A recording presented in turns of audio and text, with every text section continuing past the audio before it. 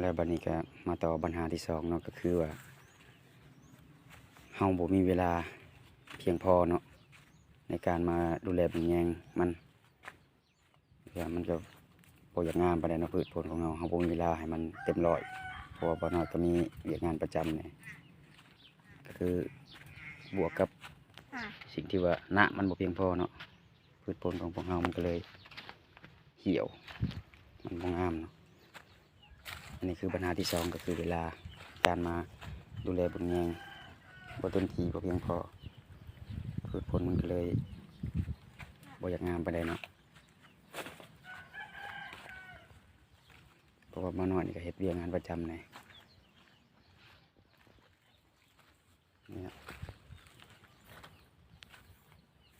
ถือว่าพื้นที่ของบ่อน้อยนี้ถือว่าแห้งแล้งหลายเนาะเป็นดินโนนพอสมควรแห้งแล้งหลาย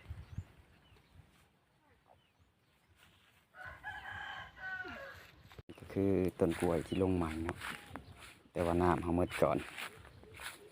จากมันสิรอดหรือบ่นี่ก็ได้เบิ่งความแห้งแล้ง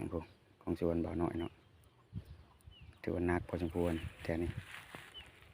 ต้นไม้จนหมาดหมดลงใหม่นี่คือที่ลงใหม่